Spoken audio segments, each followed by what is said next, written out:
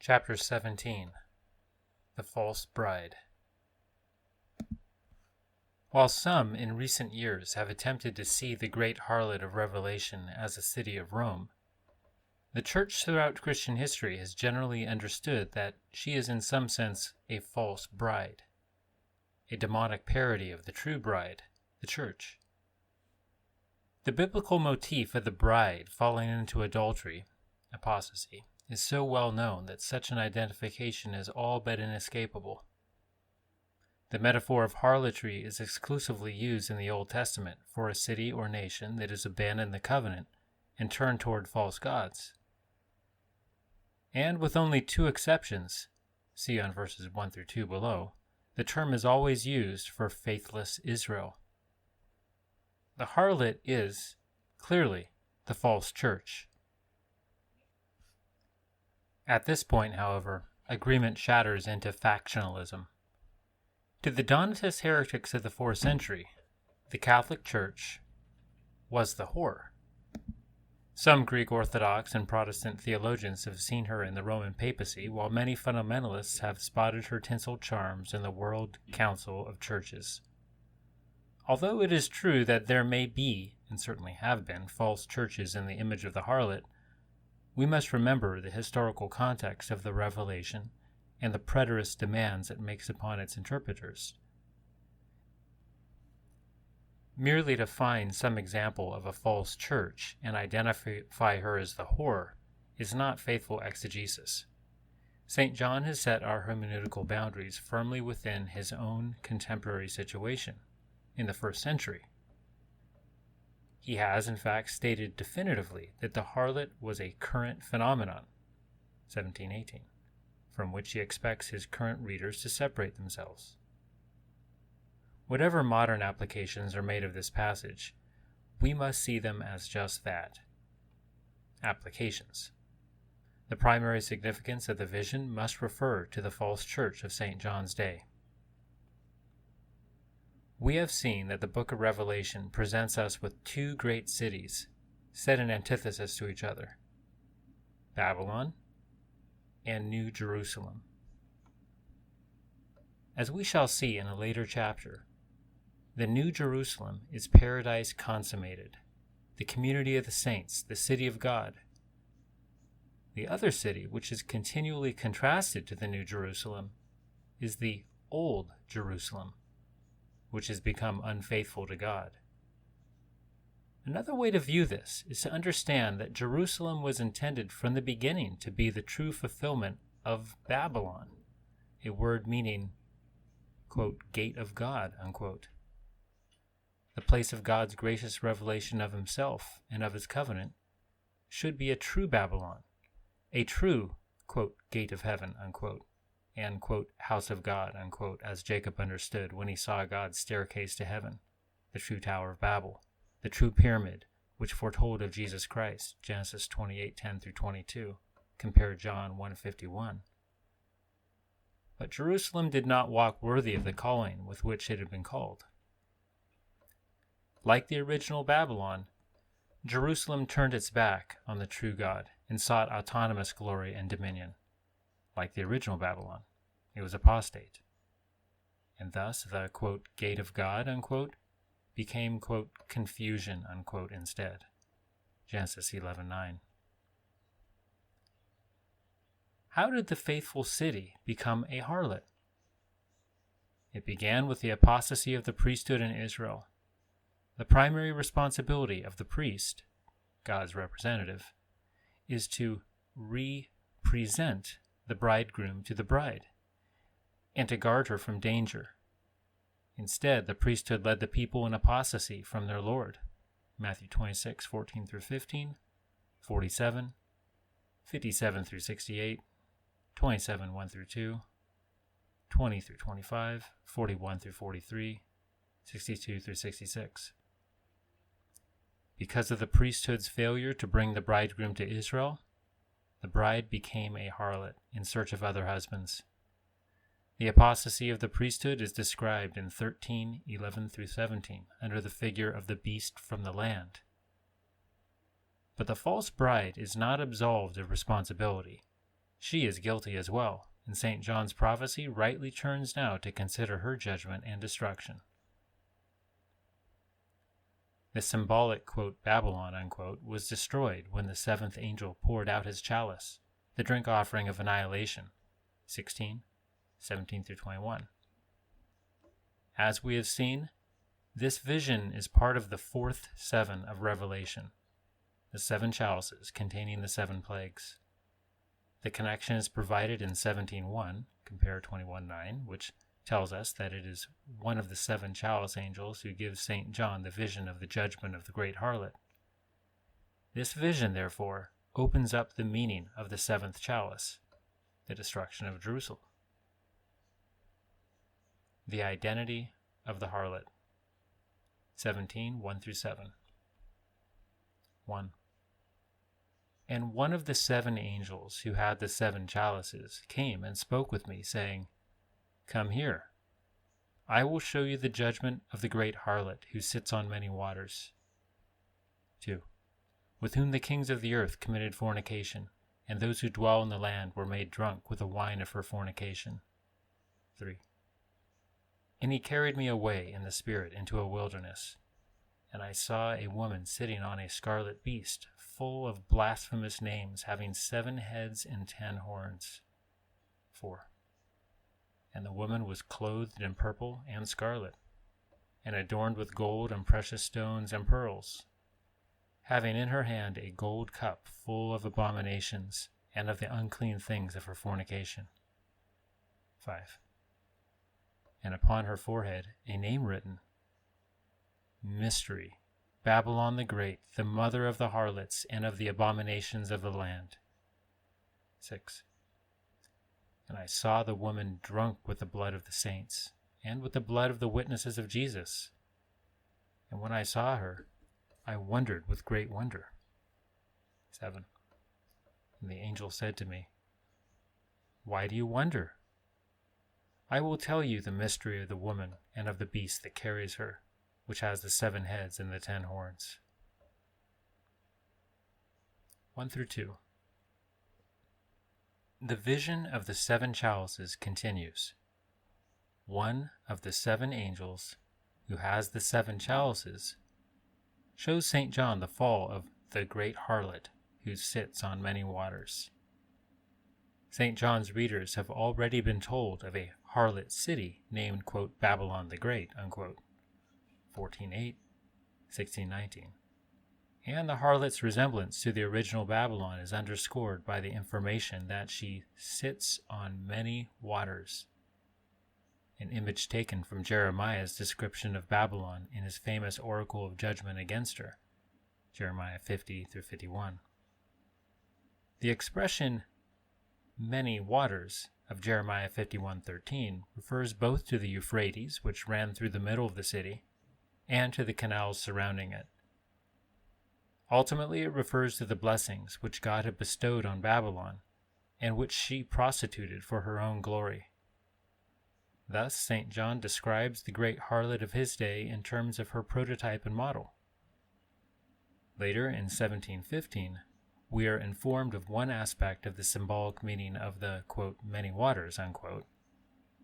But for now, the point is merely the identification of the harlot with Babylon. At the same time, however, we must recognize that at every other point in Revelation where the expression many waters is used, it is set within a description of God's covenantal relationship and liturgical interaction with his people. We have noted that the voice from the glory clouds sounds like many waters, and that this voice is produced by the innumerable angels in the heavenly council, Ezekiel 1:24. Similarly, in Revelation 1:15, Christ's voice is, quote, like the sound of many waters, unquote. Compare Ezekiel 43:2. In 14:2, St. John again hears the voice from heaven as, quote, the sound of many waters, unquote. And in 19:6, the great multitude of the redeemed, having entered the angelic council in heaven, joins in a song of praise, which St. John hears as, quote, the sound of many waters, unquote. The expression is thus reminiscent of both God's gracious revelation and his people's liturgical response of praise and obedience. Given the biblical background and context of the phrase, it would come as no surprise to St. John's readers that the woman should be seen seated on, quote, many waters, unquote. The surprise is that she is a whore. She has taken God's good gifts and prostituted them. Ezekiel 16, 6-16, Romans 2, 17-24. The harlot city has committed fornication with the kings of the earth. This expression is taken from Isaiah's prophecy against Tyre, where it primarily refers to her international commerce, Isaiah 23, 15-17. Nineveh as well is accused of, quote, many harlotries, unquote, with other nations, Nahum 3:4. Most often, however, the image of a city or nation playing the harlot with the kingdoms of the world is used in reference to the rebellious covenant people. Speaking against apostate Jerusalem, Isaiah mourned, "How the faithful city has become a harlot. She who was once full of justice, righteousness once lodged in her, but now murderers." Isaiah 1:21. The imagery of Israel's adultery is fairly common in the prophets, as they bring God's covenant lawsuit against the bride who has abandoned her husband. Jeremiah spoke against Israel as the harlot, seeking after the false gods of the heathen in place of her true husband. "For long ago I broke your yoke and tore off your bonds, but you said, 'I will not serve.' For on every high hill and under every green tree you have lain down as a harlot. You are a swift young camel entangling her ways, a wild donkey accustomed to the wilderness, that sniffs the wind in her passion. In the time of her heat, who can turn her away? All who seek her will not become weary. In her month they will find her. Your sword has devoured your prophets like a destroying lion. O generation, hear the word of the Lord. Have I been a wilderness to Israel, or a land of thick darkness? Why do my people say, 'We are free to roam. We will come no more to thee'? Can a virgin forget her ornaments, or a bride her attire? Yet my people have forgotten me. Days without number, how well you prepare your way to seek love. Therefore, even the wicked women you have taught your ways." God says, if a husband divorces his wife, and she goes from him and belongs to another man, will he still return to her? Will not that land be completely polluted?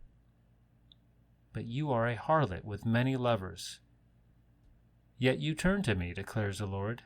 Lift up your eyes to the bare heights and see. Where have you not been violated?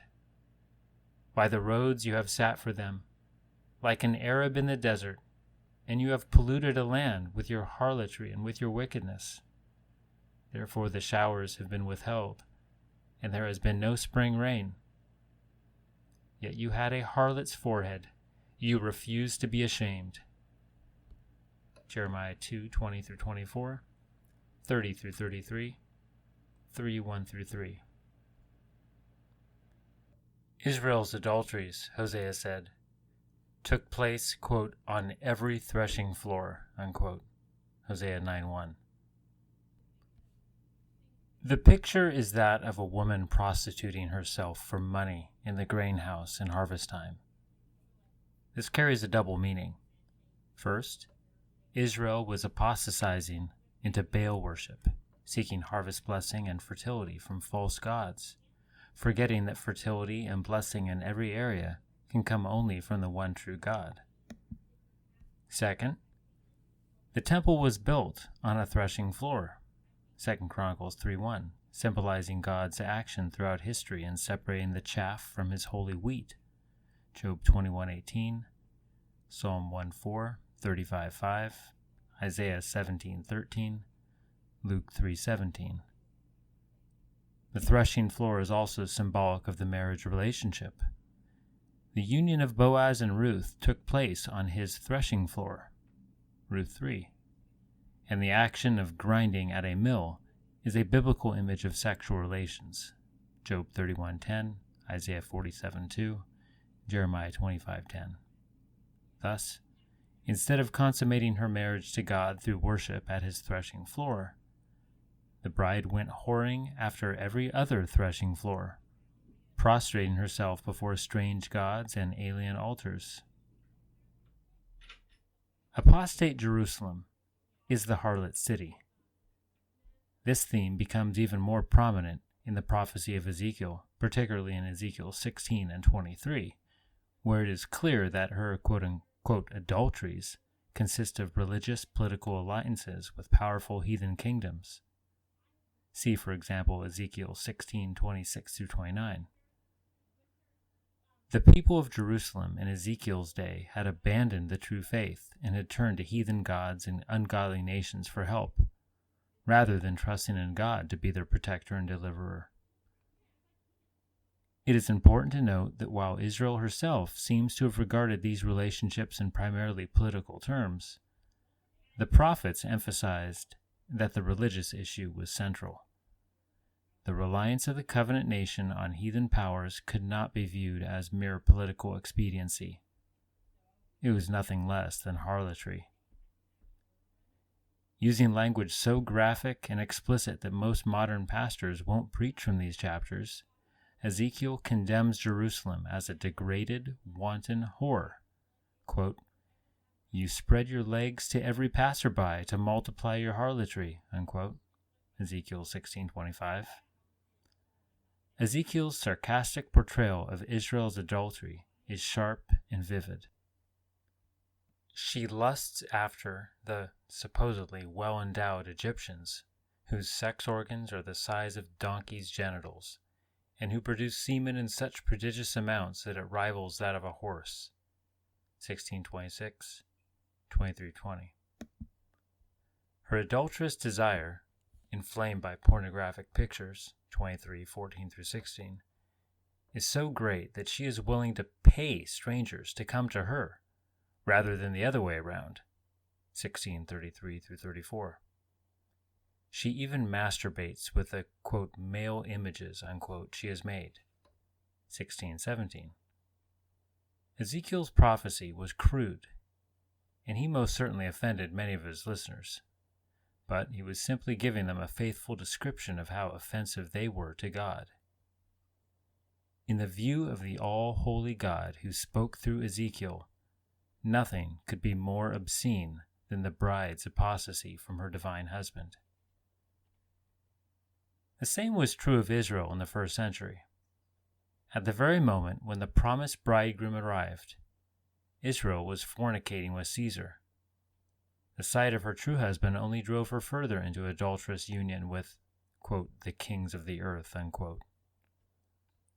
Rejecting Christ's kingship, compare 1 Samuel 8:7-8, the chief priest cried, quote, "We have no king but Caesar," unquote.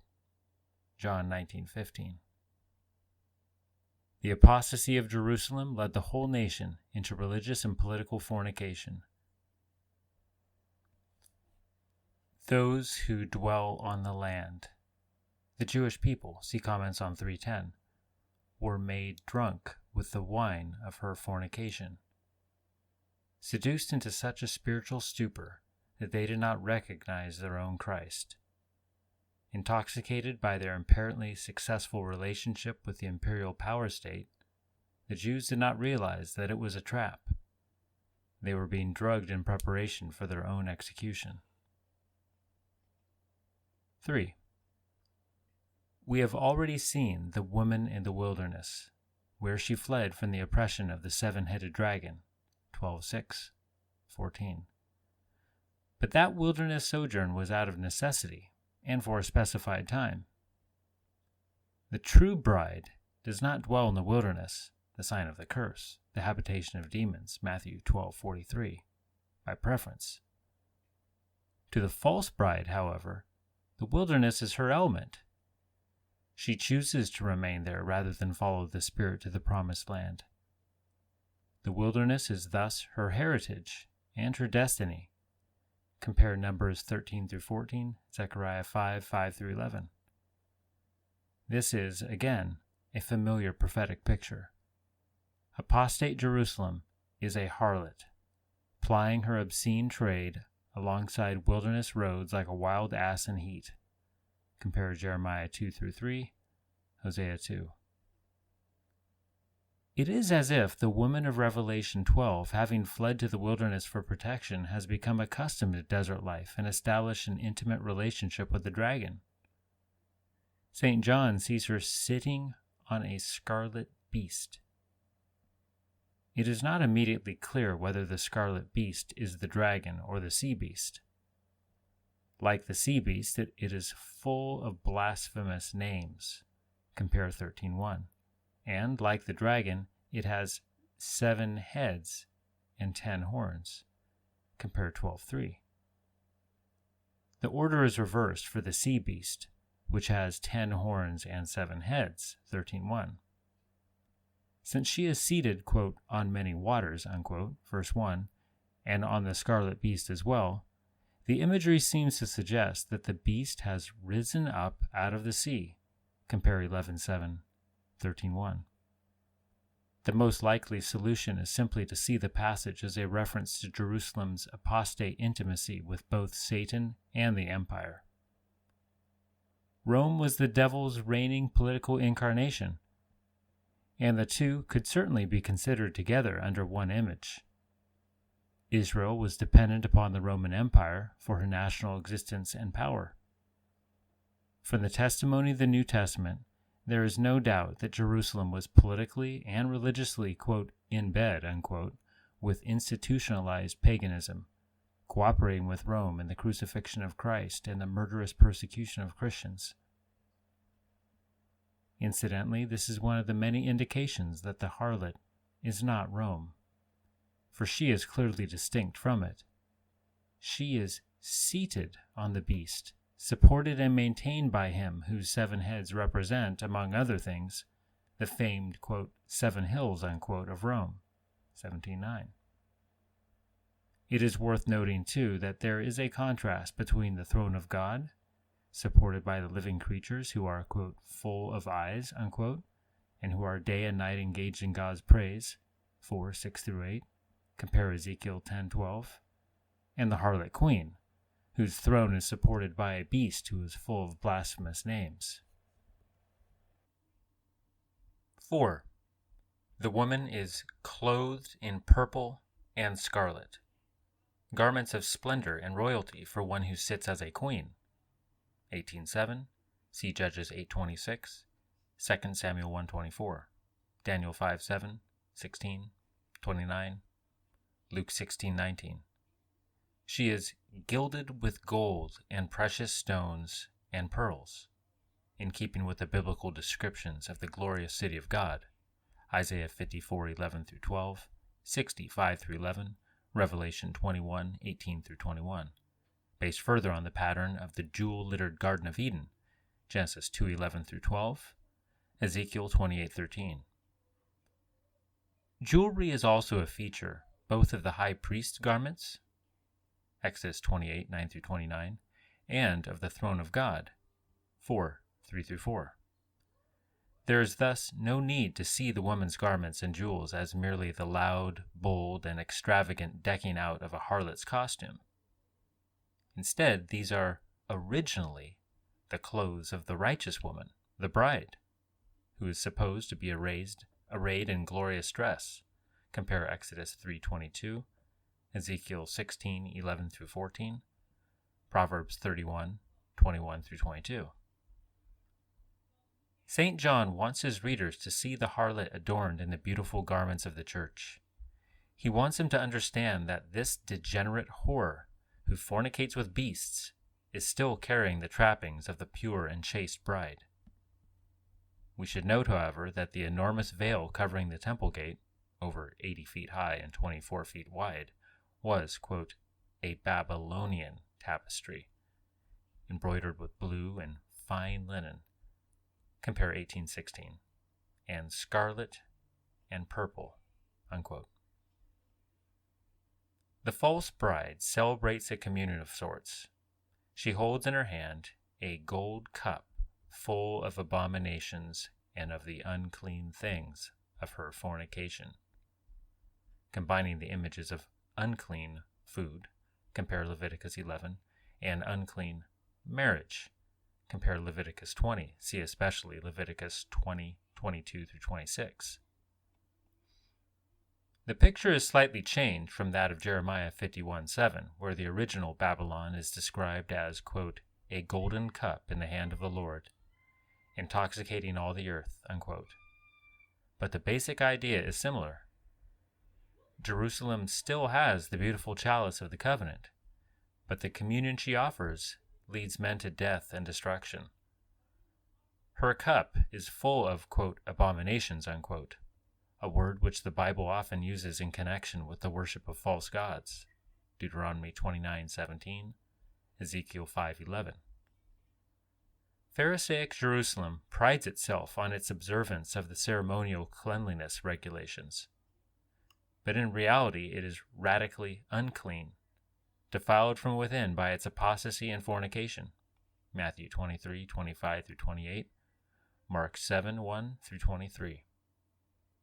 The overall picture may well be, as Ford has observed, quote, a parody of the high priest on the Day of Atonement, wearing the vestments specially reserved for that occasion and holding the libation offering. However, instead of the sacred name upon his brow, the priest harlot bears the name Babylon, mother of harlots and the abominations of the earth, a title illustrating Ezekiel 16:43 through 45, Revised Standard Version, where Yahweh speaks of the lewdness of Jerusalem, unquote. 5. The harlot has on her forehead a name written. By now the writing on the forehead is a familiar image in Revelation. We have seen it on the saints, 3:12, 7:3, 14:1, and on the followers of the beast, 13:16 through 17. The forehead is especially singled out as a symbol of rebellion, Isaiah 48:4, Ezekiel 3:9. Rebellious Israel is said to have, quote, a harlot's forehead, unquote, Jeremiah 3:3. But the name written there begins with the word mystery. Corsini has properly noted the significance of this much overlooked fact. Quote, if the prostitute is called mystery, that means that she, even in the moment in which she is judged and condemned, still forms an integral and important part in the divine plan of salvation. This cannot be the case for Rome or any other pagan city, but only for Jerusalem. Only she and no other city will be renewed and will descend from heaven upon Mount Zion to celebrate a marriage with the Lamb. 21:2 through 10 following. Because in the days of the trumpet call to be sounded by the seventh angel, the mystery of God should be fulfilled. 10:7, unquote. The harlot's symbolic name continues, Babylon the Great. For she is heiress and namesake of the ancient city which was the epitome of rebellion against God. Genesis 11:1 through 9, Jeremiah 50 through 51. The name also serves to remind us of her high calling, that she was created to be the true Babylon, the gate of God. Instead, however, she has followed the path of the old Babylon in her apostate rejection of God's lordship over her. Now identified with bestiality and confusion, she has become, quote, the mystery of lawlessness, unquote, 2 Thessalonians 2:7, the mother of harlots, corresponding to, quote, Jezebel, unquote, and her, quote, children, unquote, spoken of in 2:20 through 23. Compare the description of Jerusalem as a mother of harlots in Ezekiel 16:44 through 48. 6 through 7. Now we see what the harlot has in her cup. The demonic communion with which she and her paramours, verse 2, compare 14:8, are becoming drunk. It is the blood of the saints and of the witnesses of Jesus. This is, quote, the wine of her fornication, unquote, the sacrament of her apostasy from the true faith, the ultimate unclean food, compare Leviticus 17:10-14. While it is true that Rome became a great persecutor of the church, we must remember that Jerusalem was the preeminent transgressor in this regard. The Roman persecution came about through the Jews' instigation and connivance, as the book of Acts constantly informs us. Jerusalem's whole history, in fact, was one of relentless persecution of the godly, and especially of the prophets, Matthew 21:33-44, 23:29-35, Acts 7:51-53. As St. John tells us in 1824, quote, "In her was found the blood of prophets and of saints and of all who have been slain on the earth," unquote. Jerusalem was the persecutor of the prophets par excellence. But it is not always easy to look at things with, quote, theological, unquote, eyes. At the moment of her glory, a successful harlot is beautiful, alluring, seductive. God's word is realistic and does not pretend that evil always appears repulsive. The temptation to sin, as we all know, can be very attractive. Genesis 3:6, 2 Corinthians 11:14. As St. John beheld the great harlot, therefore, he was quite taken in, fascinated with her beauty. He wondered with great wonder. Compare Revelation 13:3-4. Quote, "And the whole land wondered after the beast, and they worshipped the dragon," unquote. The angel therefore rebukes him. "Why do you wonder?" St. John records this to warn his readers against being seduced by the harlot, for she is beautiful and impressive. The antidote to being deceived by the wiles of the false bride is to understand the mystery of the woman and of the beast that carries her. The angel will now reveal the nature of the harlot's alliance with the beast, her opposition to Christ, and her approaching destruction. St. John's readers must understand that there is no longer any hope of, quote, reform from within, unquote. Jerusalem is implacably at war with Jesus Christ and his people. The once holy city is now a whore. The angel explains the mystery. 17:8-18. 8. The beast that you saw was and is not, and is about to ascend out of the abyss and go to destruction. And those who dwell in the land will wonder, whose name has not been written in the book of life from the foundation of the world, when they see the beast, that he was and is not, and will come. 9. Here is the mind which has wisdom. The 7 heads are 7 mountains on which the woman sits. 10. And they are 7 kings. 5 have fallen, 1 is, the other has not yet come, and when he comes he must remain a little while.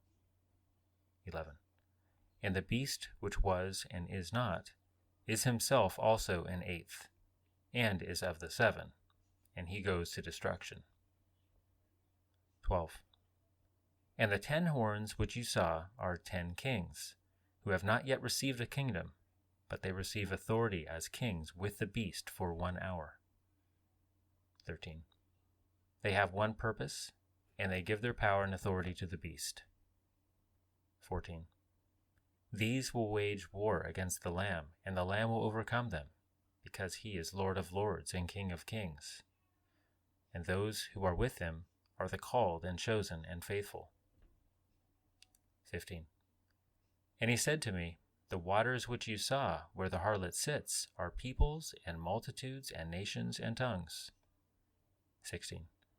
And the 10 horns which you saw, and the beast, these will hate the harlot, and will make her desolate, and will make her naked, and will eat her flesh, and will burn her up with fire. 17. For God has put it into their hearts to execute his purpose, to execute one purpose, and to give their kingdom to the beast until the words of God should be fulfilled. 18. And the woman whom you saw is the great city, which has a kingdom over the kings of the earth. 8. The angel begins his explanation by speaking about the beast, since the harlot's intimacy with the beast is so integral to her character and destiny. Again, we must note that this is a composite beast, compare verse 3 above, comprising the attributes of both the Roman Empire and its original, the dragon. Milton Terry says, quote, "In his explanation, the angel seems to point our attention particularly to the spirit which actuated the dragon, the beast from the sea, and the false prophet alike. And so what is here affirmed of the beast has a special reference to the different and successive manifestations of Satan himself. Hence we understand by the beast that was and is not an enigmatical portraiture of the great red dragon of 12:3. He is the king of the abyss in 9:1, and the beast that killed the witnesses in 11:7. He appears for a time in the person of some great persecutor, or in the form of some huge iniquity, but is after a while cast out. Then he again finds some other organ for his operations and enters it with all the malice of the unclean spirit who wandered through dry places, seeking rest and finding none, until he discovered his old house empty, swept, and garnished, as if to invite his return." Unquote. The angel represents the beast as a parody of, quote, "him who is, and who was, and who is to come." Unquote. 1:4. The beast was, and is not, and is about to ascend up out of the abyss. At this point, it is likely that the specific human referent of the beast is Vespasian, who became Caesar after the chaos which followed upon the death of Nero. Ford comments, quote, "The beast was, Vespasian was in favor with Nero, and is not, he fell from favor, and will come from the abyss. He was restored with the help of the men of the pit, an epithet for perverse men from Qumran. Vespasian stands parallel to he who is to come. In a sense, the empire passed through the same stages. It was, from Caesar to Nero, was not in the critical year of the 4 emperors, and came again with Vespasian." Unquote. Ultimately, as we have seen, this is a description of the original beast, the dragon, the ancient enemy of God and his people. If at the moment there is a temporary respite from his cruel opposition, the Christians must be aware that he is about to ascend again out of the abyss to attack and persecute them again. Nevertheless, St. John reminds them that the beast's defeat is assured, for his ascension is not to power and glory at the right hand of God, but only in order to go to destruction. The word destruction is apollyon, the root of Apollyon, the, quote, king of the abyss, unquote, in 9:11. St. John is pointing out that although the beast is allowed for a time to ascend out of the abyss, he is just as certain to return there. His destiny is utter destruction, and he cannot succeed in destroying the church. But the dragon/beast will be successful in carrying off apostate Israel into his idolatrous cult. Those who dwell on the land will wonder, when they see the beast, that he was and is not and will come.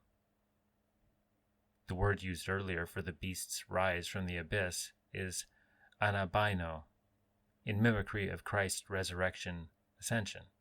The word come here is paristemi, the verb form of parousia, in imitation of Christ's coming in power and glory, bringing judgment and salvation. The definitive parousia occurred at the ascension, resulting in Christ's parousia against Jerusalem in AD 70. Thus, just as the first century Christians lived in expectation of their Lord's near parousia, so the apostate Jews looked to the beast for deliverance and salvation. The, quote, second coming, unquote, of the dragon, after his apparent and real defeat by Christ, was an occasion of wonder, astonishment, and worship by the Christ-rejecting Jews.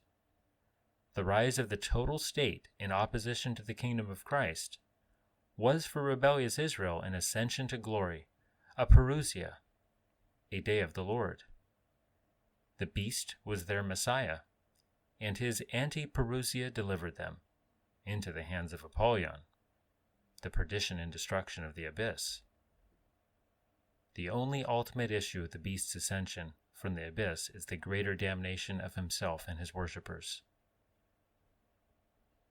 Why, ultimately, did the Jews reject Christ and worship the dragon? Because, in contrast to Christ's elect, who were, quote, chosen in him before the foundation of the world, unquote, Ephesians 1:4, apostate Israel's name has not been written in the book of life from the foundation of the world. Compare 13:8. St. Peter wrote that Jesus Christ, the great cornerstone, was, for the Jews, quote, a stone of stumbling and a rock of offense. For they stumble because they are disobedient to the word, and to this doom they were also appointed, unquote. 1 Peter 2:8. Instead, the church has inherited the former status, Exodus 19:6, held by Israel. Quote, but you are a chosen race, a royal priesthood, a holy nation, a people for God's own possession, unquote. 1 Peter 2:9. 9 through 10. The angel turns to speak of the dragon's incarnation in the beast from the sea. Here is the mind which has wisdom. The 7 heads are 7 mountains on which the woman sits. The, quote, 7 mountains, unquote, again identify the beast as Rome, famous for its, quote, 7 hills, unquote. But these also correspond to the line of the Caesars, for they are 7 kings, 5 have fallen. The first 5 Caesars were Julius, Augustus, Tiberius, Caligula, and Claudius. One is Nero, the 6th Caesar, was on the throne as St. John was writing the Revelation. The other has not yet come, and when he comes, he must remain a little while. Galba, the 7th Caesar, reigned for less than 7 months. 11. But the fall of the Julio-Claudian dynasty and the severe political chaos attending it must not be interpreted by Christians to mean the end of troubles, for their real enemy is the beast, who will become incarnated in other Caesars as well. He is also an 8th king, yet is of the 7. The anti-Christian brutality of succeeding tyrants will mark them as being of the same stripe as their predecessors. 8 is the number of resurrection in the Bible. St. John is warning that even though the empire will seem to disintegrate after the rule of the 7 kings, it will be, quote, resurrected, unquote, again, to live on in other persecutors of the church. Yet the empire's comeback will not result in victory for the beast, for even the 8th, the resurrected beast, goes to destruction.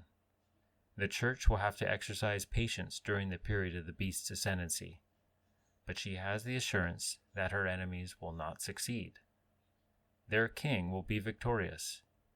His servants have been predestined to share in his triumph. 12. The 10 horns which St. John saw on the beast are 10 kings. The number 10 in the Bible, as we have noted on other occasions, is related to the concept of, quote, manyness, unquote, of quantitative or numerical fullness. That these, quote, kings, unquote, are associated with the beast, adorning his head as, quote, crowns, unquote, and that they receive authority with the beast, that is, by virtue of their relationship with him, indicates that they are rulers subject to or allied with the empire. Rome actually had 10 imperial provinces, and some have read this as a reference to them. It is not necessary, however, to attempt a precise definition of these 10 subject kings. The symbol simply represents, quote, the totality of those allied or subject kings who aided Rome in her wars, both on Judaism and Christianity, unquote. The burden of the text is to point to these kings with whom the harlot has plied her trade, verse 2, as the instruments of her eventual destruction. Verse 16 through 17. 13 through 14. St. John records that the, quote, 10 kings, unquote, join with the beast against Christ, persecuting the church throughout the provinces and subordinate kingdoms of the empire. These have one purpose, and they give their power and authority to the beast in order to wage war against the Lamb, as Michael and his angels had waged war with the dragon, 12:7. This has always been the ultimate goal of reprobate man's exercise of government, the attempt to dethrone God. As the psalmist foretold, quote, "The kings of the earth take their stand, and the rulers take counsel together against the Lord and against his Christ." Psalm 2:2, compare Acts 2:26. The apostolic commentary on this text is revealed in an early prayer of the persecuted church. After quoting Psalm 2, they said, quote, "For truly in this city there were gathered together against thy holy servant Jesus, whom thou didst anoint, both Herod and Pontius Pilate, along with the Gentiles and the peoples of Israel, to do whatever thy hand and thy purpose predestined to occur." Unquote. Acts 4:27 through 28. The ungodly are united in the bond of hatred against the Son of God, the Anointed One. That is why we are told the outcome of the conspiracy of Herod and Pilate against Christ. Quote, "Now Herod and Pilate became friends with one another that very day, for before they had been at enmity with one another." Unquote. Luke 23:12. Enemies will unite in fighting a common foe, and in the advent of Christ we see the world of pagans and apostates joining together in rebelling against him. But the psalmist long before had warned kings and rulers to, quote, "worship the Lord with reverence and rejoice with trembling. Kiss the Son, lest he become angry and you perish in the way, for his wrath may soon be kindled. How blessed are all those who take refuge in him." Unquote. Psalm 2:11 through 12. The outcome of this cosmic struggle is thus assured and inevitable, and the Lamb will overcome them, because he is Lord of lords and King of kings, and those who are with him are the called and chosen and faithful. St. John assures the Church that in their terrible and terrifying conflict with the awesome might of imperial Rome, the victory of Christianity is guaranteed. 15. The angel now explains the significance of the waters, where the harlot sits. These are described in terms of a fourfold designation: peoples and multitudes and nations and tongues, that is, the world. The identification of the ungodly, rebellious nations of the world with the raging sea is a familiar one in Scripture. Compare 13:1. Isaiah wrote of, quote, "the uproar of many peoples who roar like the roaring of the seas, and the rumbling of nations who rush on like the rumbling of mighty waters. The nations rumble on like the rumbling of many waters, but he will rebuke them, and they will flee far away and be chased like chaff in the mountains before the wind, or like whirling dust before a gale." Unquote. Isaiah 17:12 through 13. Quote, "The wicked are like the tossing sea, for it cannot be quiet, and its waters toss up refuse and mud. There is no peace for the wicked, says my God." Unquote. Isaiah 57:20 through 21. Jerusalem could truly be portrayed as seated on, quote, "many waters," unquote, that is, the nations, because of the great and pervasive influence the Jews had in all parts of the Roman Empire before the destruction of Jerusalem. Their synagogues were in every city, and the extent of their colonization could be seen in the record of the day of Pentecost, which tells us that, quote, "there were Jews staying in Jerusalem, devout men from every nation under heaven," unquote. Acts 2:5. 16. In their war against Christ, the raging nations turn against the harlot because of her connection with him. The angel portrays this new enmity toward the harlot by a fourfold description. the peoples of the empire will hate the harlot, and will make her desolate, and will make her naked, and will eat her flesh, and burn her up with fire. Compare Jeremiah 13:26, Lamentations 1:8-9, Nahum 3:5. Jerusalem had committed fornication with the heathen nations, but in AD 70 they turned against her and destroyed her, making her desolate. The same word is used in Matthew 24:15, Mark 13:14, and Luke 21:20, reflecting the Greek version of Daniel 9:26-27, the abomination of desolation. One of the punishments for a convicted adulteress in the ancient world was the public humiliation of being stripped naked. Compare Isaiah 47:2-3, Jeremiah 13:26, Lamentations 1:8, Ezekiel 16:37-39, 23:29, Hosea 2:10, Nahum 3:5. Another connection with, quote, Jezebel, unquote, 2:20, compare on 17:5, is made here.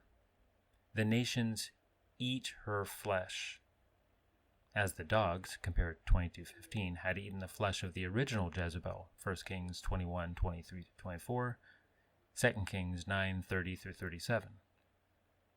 The prophets who spoke of Jerusalem as the whore had said that just as a priest's daughter who became a harlot was to be, quote, burned with fire, unquote, Leviticus 21:9, so God would use Jerusalem's former, quote, lovers, unquote, the heathen nations, to destroy her and burn her to the ground. Jeremiah 4:11-13, 30-31, Ezekiel 16:37-41, 23-22, 25-30. Russell observed that, quote, Tacitus speaks of the bitter animosity with which the Arab auxiliaries of Titus were filled against the Jews, and we have a fearful proof of the intense hatred felt towards the Jews by the neighboring nations in the wholesale massacres of that unhappy people perpetrated in many great cities just before the outbreak of the war. The whole Jewish population of Caesarea were massacred in one day. In Syria, every city was divided into two camps, Jews and Syrians. In Scythopolis, upwards of 13,000 Jews were butchered. In Ascalon, Ptolemais, and Tyre, similar atrocities took place. But in Alexandria, the carnage of the Jewish inhabitants exceeded all the other massacres. The whole Jewish quarter was deluged with blood, and 50,000 corpses lay in ghastly heaps in the streets. This is a terrible commentary on the words of the angel interpreter.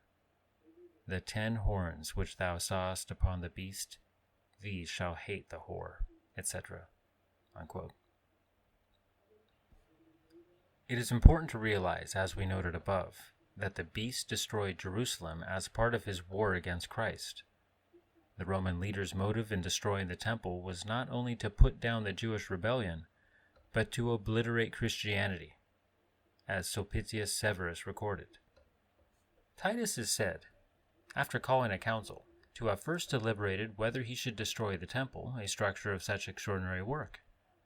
For it seemed good to some that a sacred edifice, distinguished above all human achievements, ought not to be destroyed, inasmuch as, if preserved, it would furnish an evidence of Roman moderation, but if destroyed would serve for a perpetual proof of Roman cruelty. But on the opposite side, others, and Titus himself, thought that the temple ought specially to be overthrown, in order that the religion of the Jews and of the Christians might more thoroughly be subverted. For that these religions, although contrary to each other, had nevertheless proceeded from the same authors.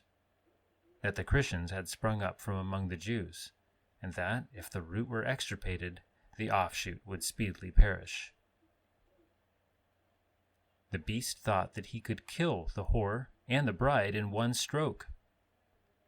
But when the dust settled, the scaffolding of old apostate Jerusalem lay in ruins, and the church was revealed as the new and most glorious temple, God's eternal dwelling place.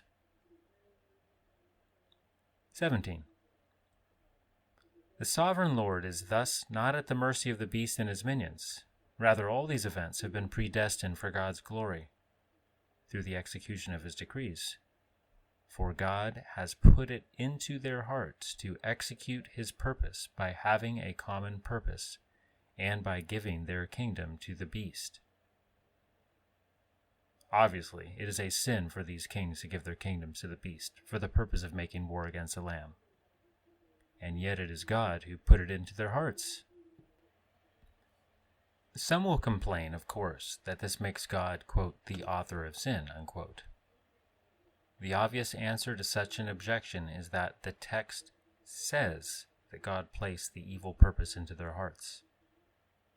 At the same time, we are assured that, quote, the Lord is righteous in all his ways, unquote.